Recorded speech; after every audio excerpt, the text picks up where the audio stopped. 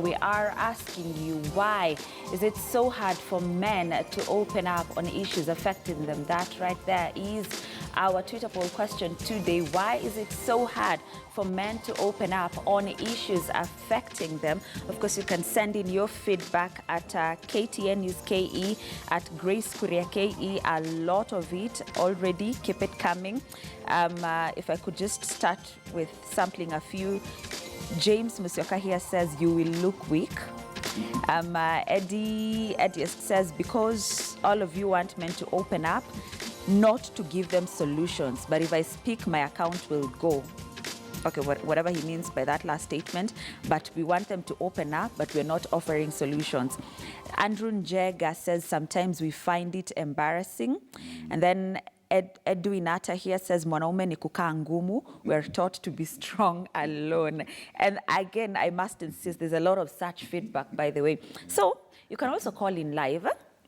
Of course, after we start this conversation, just to send in your contribution. If you've been a victim, because I must say, we are expecting one of our guests who I want to believe is on his way here, who is a victim of domestic violence. But then again, if you are a victim and you are watching us today, you can call us and share that experience with us. So my guest, Dr. Geoffrey Wango, a counseling psychologist, is already with me in studio. Karibu sana, Daktari. Asante. Thank you so much for joining us. I must say, always a pleasure. And we're having this discussion because, was it Tuesday? Yeah. It was the International Men's Day. And you know, men go through a lot, but they rarely speak up. You see what our viewers here are saying, if we speak up, people will think, you know, we are weak. There's another one who said, mwanaume ni kukaa ngumu. You're a man, Daktari. Why don't you people speak up? I'm generalizing. Am I being wrong in saying you people? Yeah, very right. First of all, thank you. And it's nice to have such a conversation, and I'm glad. First of all, I'm a man, and I thank you, Grace. But I'm a counseling psychologist, so I'll go for the psychology more than for myself. First, let's accept it. Men and women are similar. Men and women are different. Something we should not take for granted. That is, we are all human beings. So first, we have feelings, we have emotions. Second, we are brought up differently. Those who have studied more psychology, because we don't want to go more into psychology, we study one major person who is very significant, Carl Jung. And Carl Jung says, all of us have masculine and feminine characteristics. But what happens is, when you are a man, we make you into a man. So we make you grow into a man. But when you are a woman, we make you grow into a woman. So we give you the feminine, but all of us have the two. Now, what does that mean? It means life has challenges. So when men and women are posed with the challenges, we handle them differently. For instance, it is true, we make men grow up thinking that you must be a man, and masculinity is hardness, you are strong, you must not show emotions. By the way, I tell people, failure to show emotions is not, it means that you have a problem with them. You have a psychological problem. Yeah. What we mean is, it's okay to have emotions, but we must channel them. Careful there.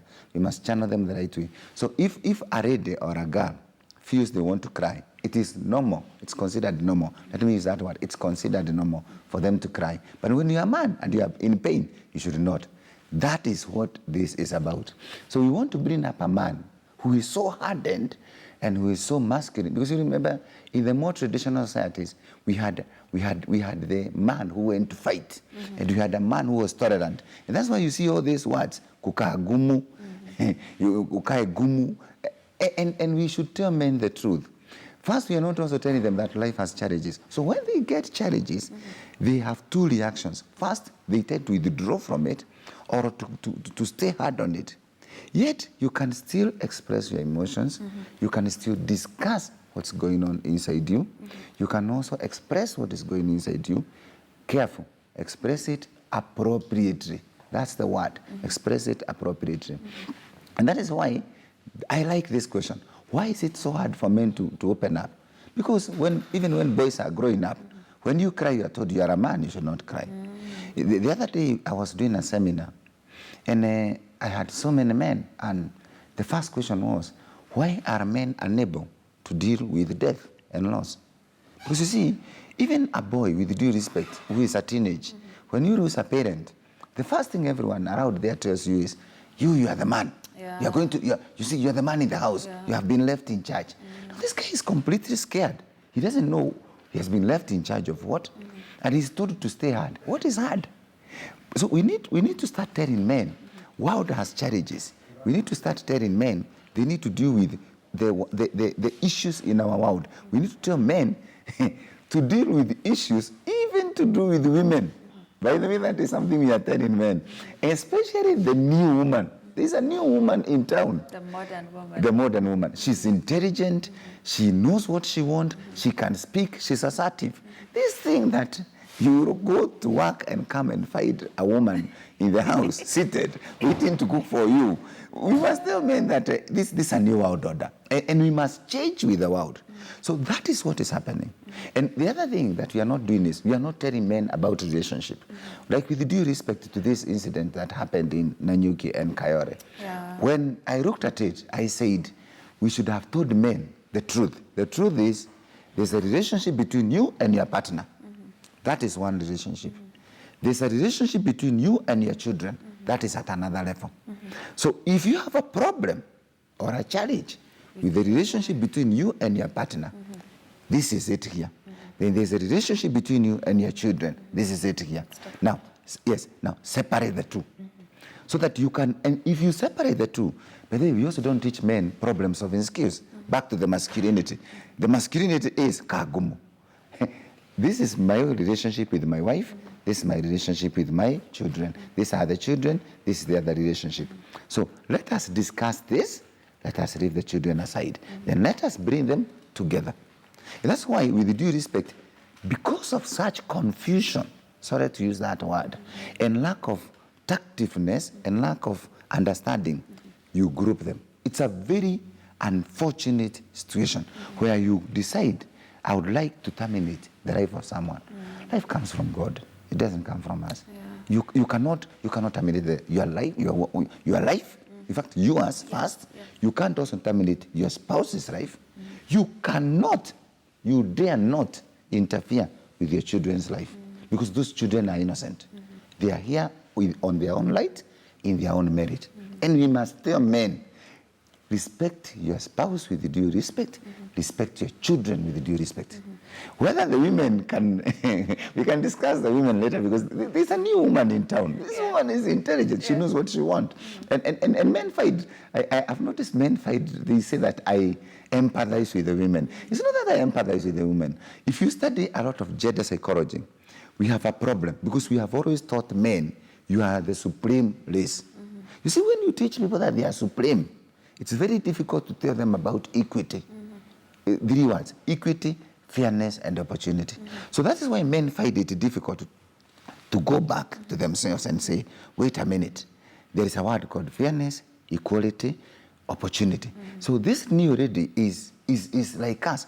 By the way, we are equal in the eyes of God. Yes, but this dominance that you are a man, you are masculine, and you are out there to conquer. Well, if we must say the word conquer, both men and women are out there to conquer. So this is why men tend to stay so hard, including on issues that affect them. Yeah. There's a lot you've mentioned, and I'll be going back to it, especially, or rather particularly, there's that time you pointed out on channeling these issues the right way. And I'd want to know what the right way is. But before we get there, still on the issue of men, you know, not opening up on issues affecting them, there's one tweet that we came across. Team Weekend Express, we did come across it this week. I won't be reading, I won't say it's from who rather, but the guy says, I was raped by our house manager when I was 20. It was my first sexual experience. That it messed me up on top of the childhood trauma I already had. It's taken me 10 years to talk about it, couldn't even write about it. Boys, we were never taught to speak about our pain. So it took him 10 good years to speak out. Why? First of all, I, with due respect, I apologize for such a thing happening to the young man. Any aspect affecting the child is bad, whether a boy or a girl. Rape of a boy is bad just as rape of a girl is bad. Yes.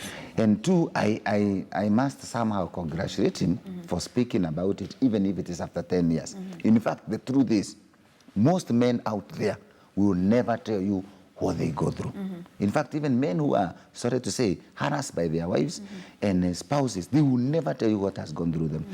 This is also very common that most men, especially who are brought up by house girls or house managers, as we say, they tend to be harassed sexually. Why? Because we forget a very basic thing. This is a boy and this is a girl. And what do most of us do? When we remove the child from the bedroom, when we remove the child from the bedroom, we put the child in the immediate neighborhood, where it's with a girl, of course with a house girl. And this is a boy who is about 5 years. So the boy spends the night with the house girl. So what happens is the house girl, with the due respect, can mischievously pick the boy and he sleeps with her. So she takes advantage of the child, just like a man can take advantage of a girl. But now, another problem. Because this is a boy, we parents are not close to, by the way, do you know something? Parents are not close with their boys as they are with their girls. They are only close with their boys or sons when they are showering them with the blessings and showing them how they love them. But not when it comes to feelings. A mother will be more keen to find out what's happening to my daughter. Is anyone victimizing her? What is going on with her? But when it comes to a boy, he's a man. He can take care of himself. Another disaster. That's why most men suffer physical and sexual abuse, including bullying in school. And one form of bullying is when the child is actually raped, worst of all, in a very important place, the home. At home. Because the home is the safest, most comfortable place. So when the child is, now psychologically what happens is, when the child is harassed or physically abused or sexually abused or emotionally abused at home, the child feels, I am unable to cope. I don't know what to do. I don't know what to say. Because they feel insecure, they feel unhappy, and they feel that their privacy and their life has been invaded.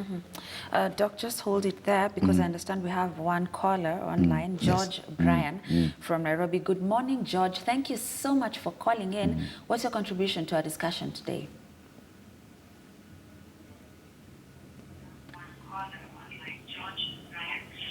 George, if you can hear me, good morning. What's your contribution to our good conversation morning, today? Grace. Yes, good morning, George. Carry on. Hello. Yes, we can hear you, George. Carry on.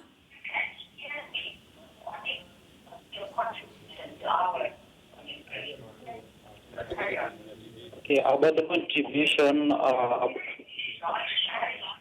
George, let's do this. The reason why men can't George. open up about their problems.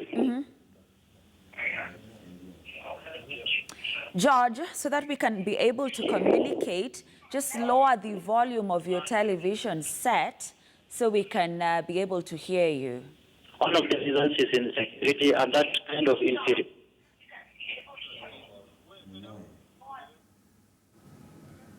Okay. We apologize for that. We'll probably get him back later. So, Doc, back to now the first point that you raised. Yes. On what is the right way to channel these things. Because Very good. there is another question here from one of our viewers. He's called Nafis Mohammed, because we are asking them, why is it so hard for you guys to open up? Very good. Then he asks us, who do we open up to? Exactly. You see, I've gone back to it. Who do we go back to? And that's why I say it. You see, when the two are growing up, a boy and a girl, we take them differently. For the boy, we assume you're a man, you can take care of yourself. For a girl, we are very keen. How are you? Are you okay? Because we have also taught parents a lot how to take care of the children. But they are not picking it. When it's a boy, that's why you've given this nice scenario where you make the child, you see, this is a house help. So if it was a girl, the mother would be very keen. How did my child sleep? Who is in the next room and all that? But when it's a boy, he can take care of himself. So you have actually put the child in absolute danger, right in the home, without even taking some interest to find out. That is the first. That's why men ask, who do you open up to? Very good. Now, let's ask whom you can open up to. First, we want to tell men, the first person you can open up to are your parents. Because you see, as the child is growing up, we have, by the way, we are trying so much to talk to parents. Let the parent be the warm, caring, laughing, responsible parent. Talk to your child. Find out what is happening to your child. Did your child eat? How did your child sleep? Did your child go to school? Did anyone harass him or her? The first person is the child, is the parent. The second person is the teacher.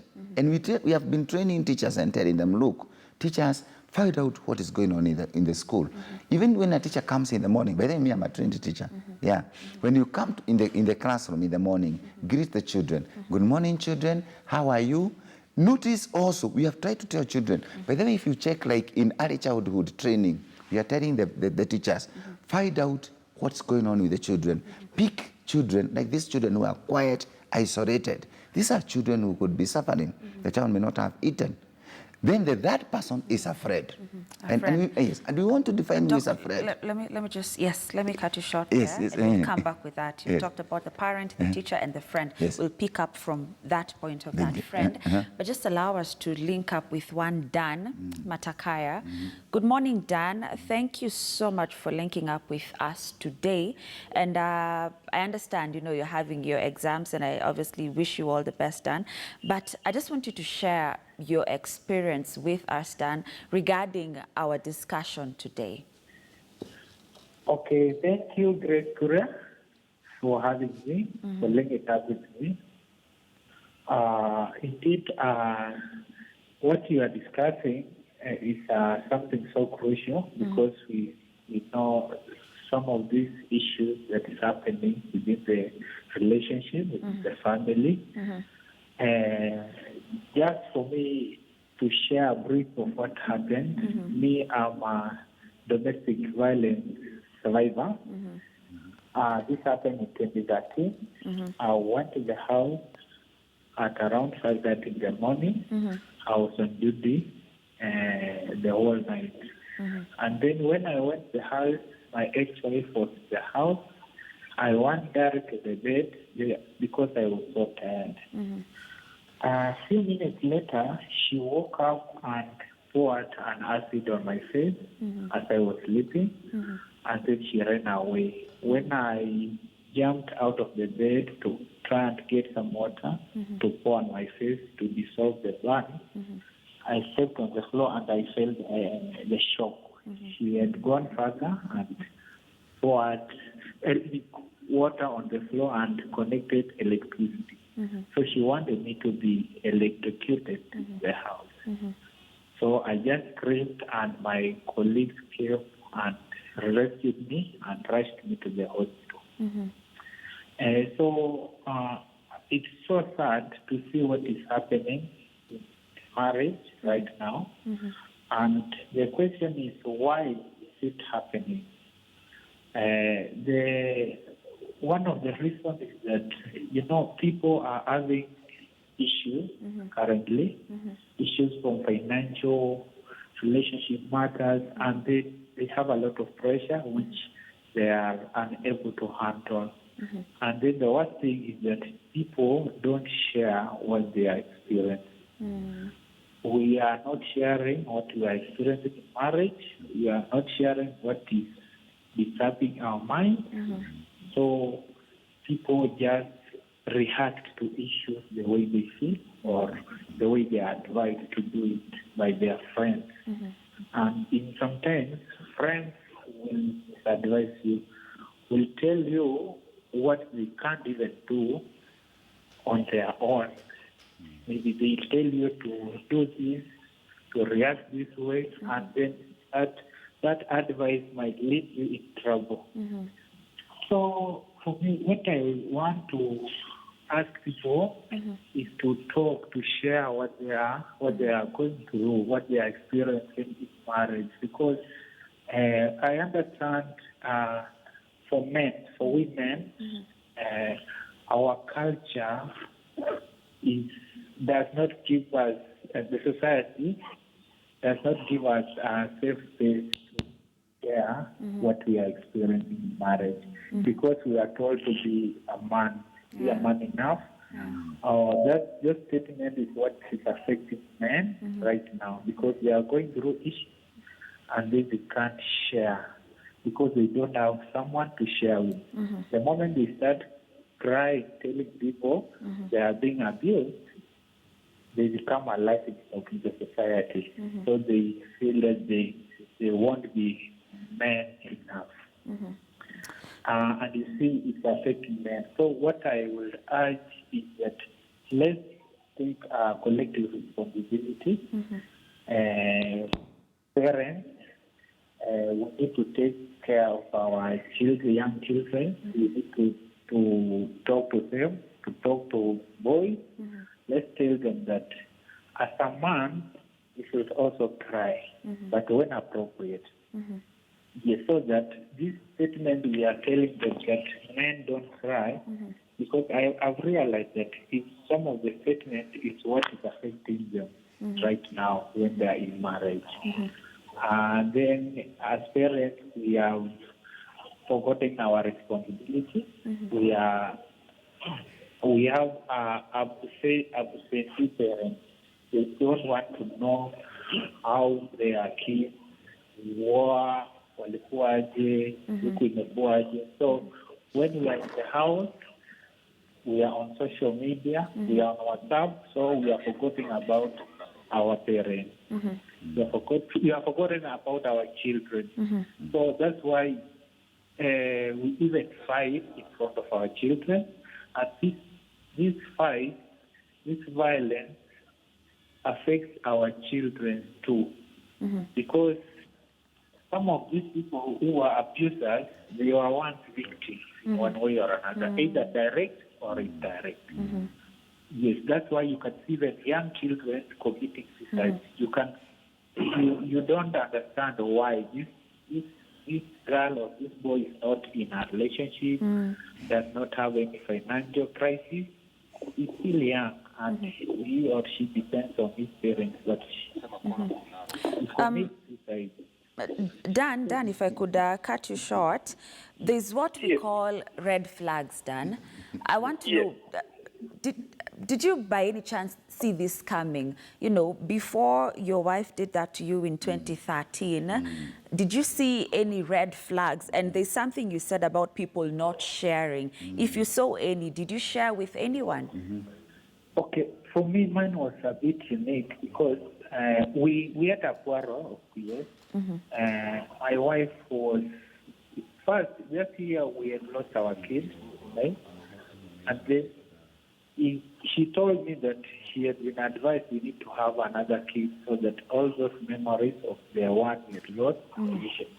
But I told her, we can't do that because I felt that someone was trying to intrude into our private family matters to influence the decision we are making.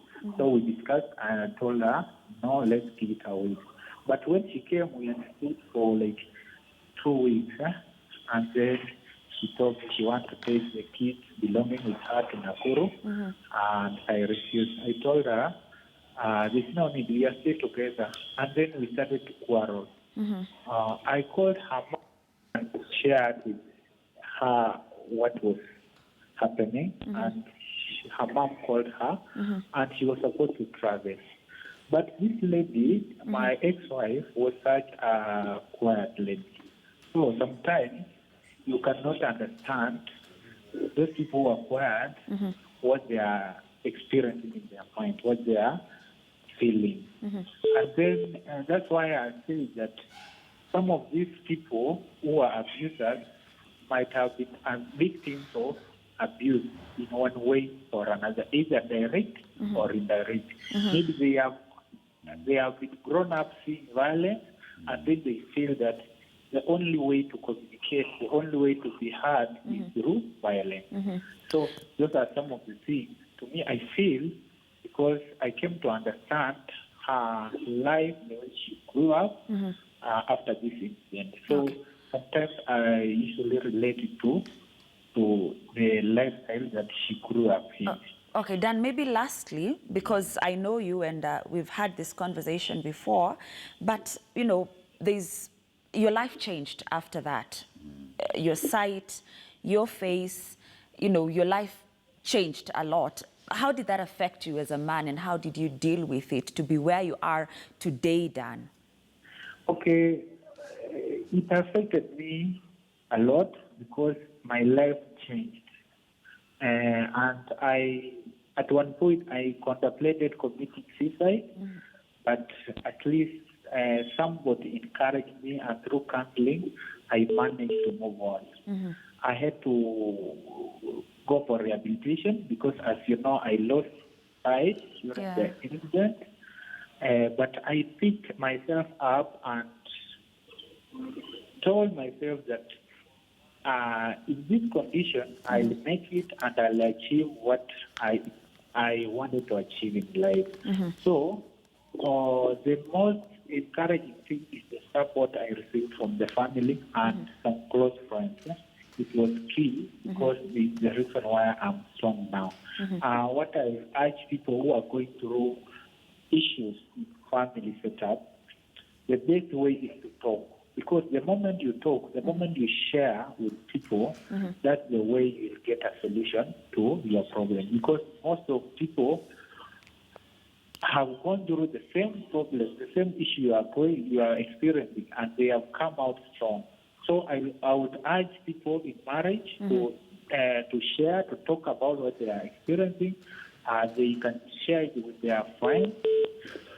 They can share it with their pastors or church elders, or even you can go to a family therapy because at least you are sure, because the problem we are experiencing, we have the solution within ourselves.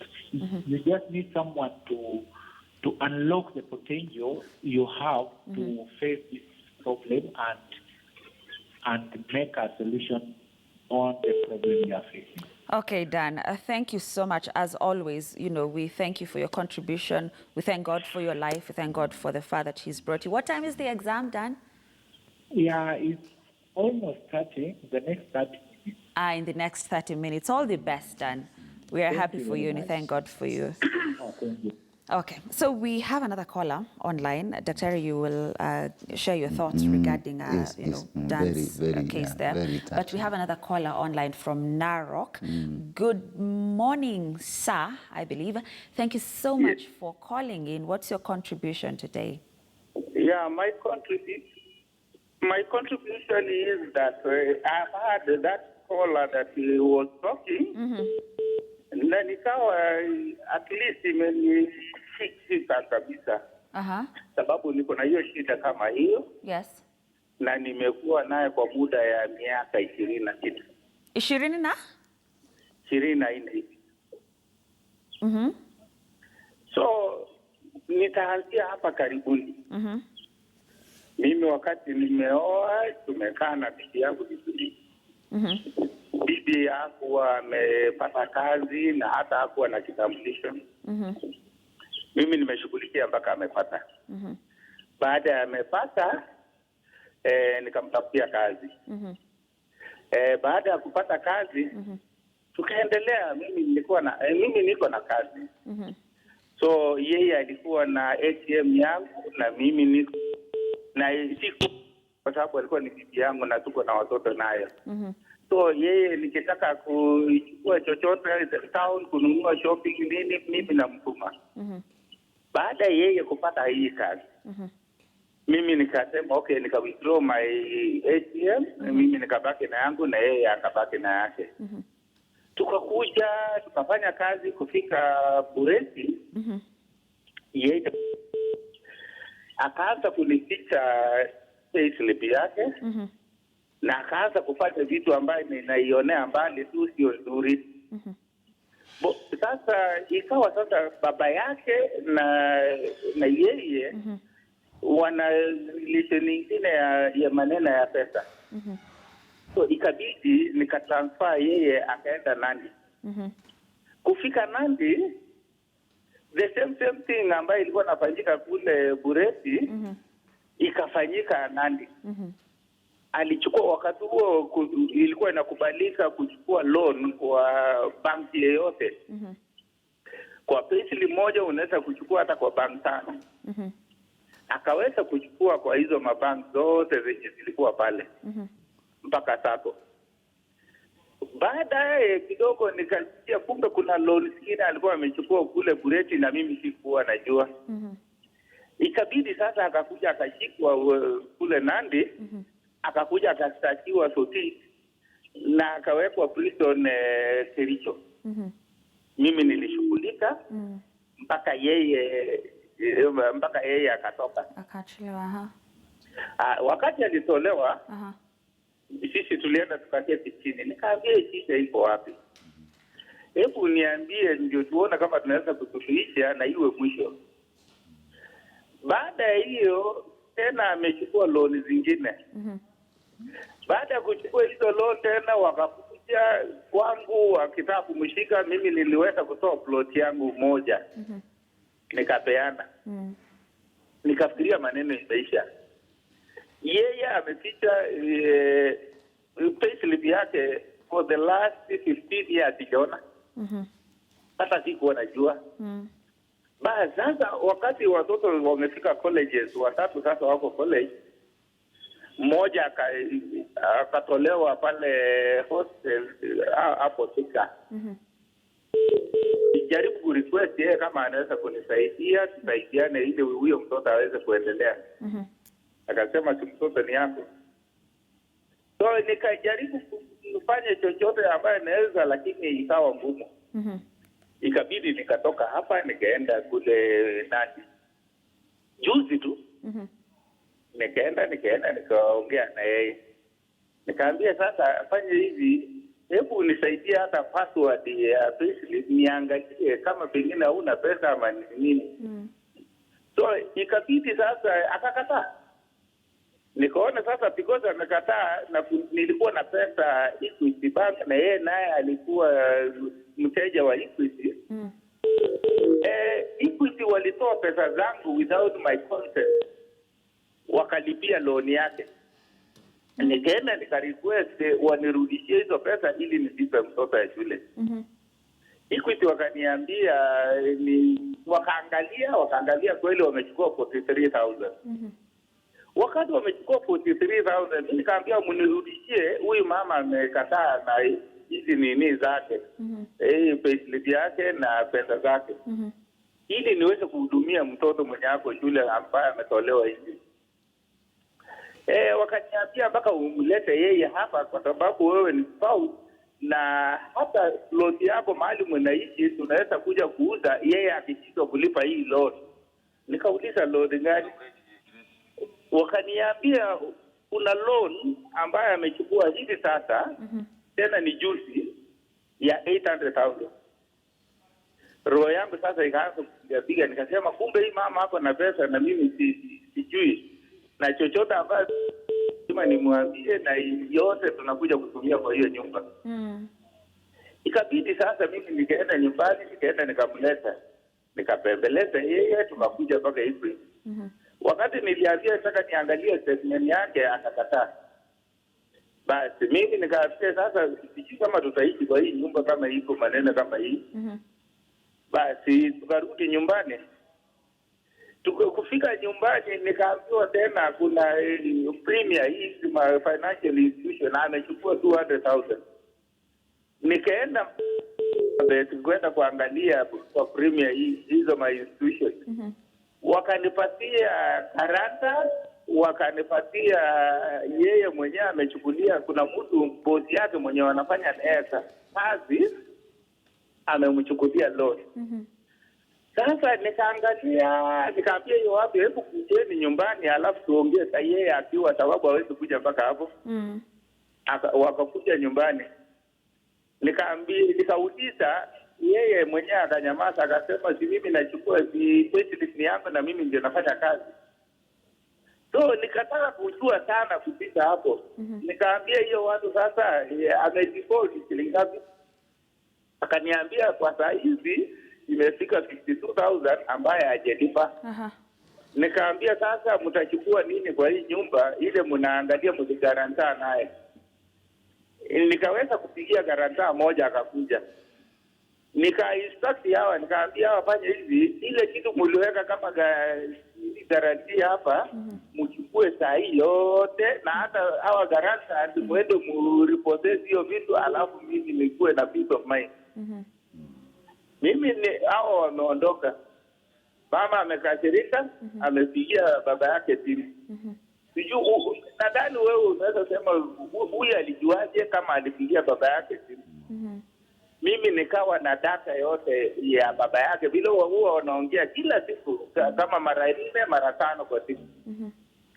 So nikaenda Safaricom nikachukua hizo nini, naambia hawa wafanye hivi mpaka baba yake akuje na wazazi yako wakuje chini, ndio tuongee, ndio ili tuweze kukaa na huyu mama vizuri. Sababu naona tunaenda kuwa wazee na inaendelea sasa, hii shida inaendelea. So ikabidi mimi nikaita hao wazazi wakakuja.